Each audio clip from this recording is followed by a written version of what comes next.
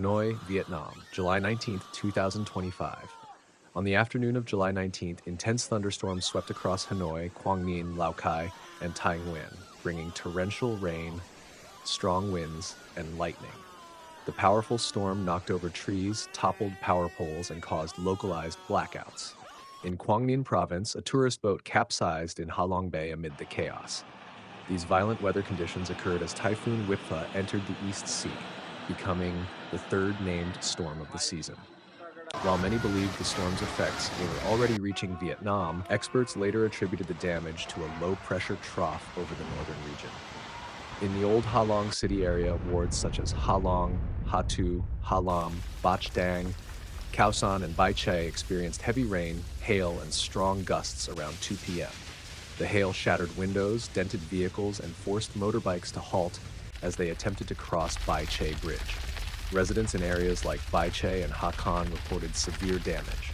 Strong winds ripped off roofs and large metal sheets crashed down on parked cars.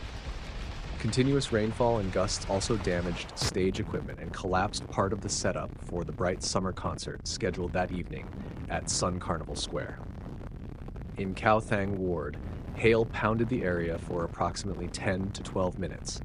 Initially, it was just rain, but hailstones quickly followed, striking rooftops and pavements. Residents rushed to shut their doors as the winds intensified. Social media footage showed hailstones roughly the size of chopsticks, forcing pedestrians to seek cover. Elsewhere, before the storm fully arrived, lightning sparked a fire on a rocky island in Ha Long Bay. In response, the Quang Ninh Provincial People's Committee issued directives urging districts to prepare for worsening conditions. The capital, Hanoi, was also hit hard. By 4:30 p.m., thunderstorms and darkened skies swept through the inner city. Winds were strong enough to blow over motorbikes and pedestrians. Tables, chairs, and umbrellas from street cafes were lifted and thrown, causing panic. Tree branches snapped, and roadways became obstructed, slowing traffic significantly. In lower-lying areas like the intersection of Nguyen Chan and Tran Dui Hung, flooding disrupted traffic. The underpass in the Thang Long Boulevard area became submerged, forcing drivers to turn back. Severe flooding also affected multiple roads in Ho Chi Minh City, particularly in the western districts, where water levels rose quickly. Later that evening, Mr. Mai Van Kiem, director of the National Center for Hydrometeorological Forecasting, clarified that Typhoon Wipha remained far offshore and had not yet impacted Vietnam directly.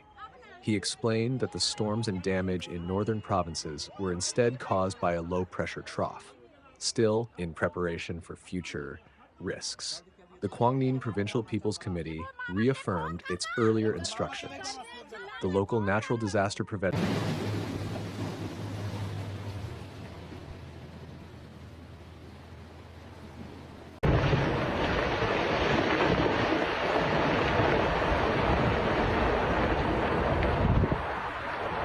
and Rescue Office also called on inland land waterway authorities to issue storm safety information to travelers and residents.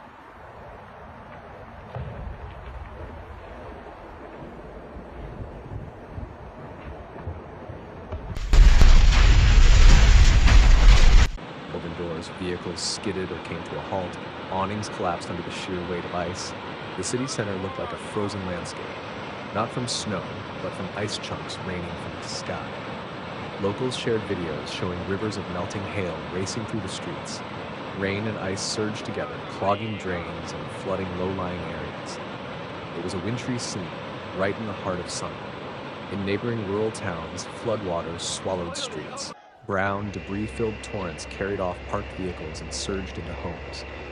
Many residences were left without power, eerily silent, their windows dark. Electrical infrastructure across several districts failed. Transformers sparked and went offline. Large areas were left without power overnight. Repair teams worked around the clock, but widespread damage slowed efforts. Businesses in the storm's path were devastated. Glass windows shattered, rooftops leaked, and entire stalls in local markets lost their produce. Some store owners could do little more than sweep up shards of glass as the storm continued to rage outside. Out in the countryside, the destruction hit hardest. Farmers reported widespread loss of crops. Fruit trees were stripped bare, Vegetable fields torn apart and delicate tea plantations destroyed in under an hour. By morning, officials began damage assessments.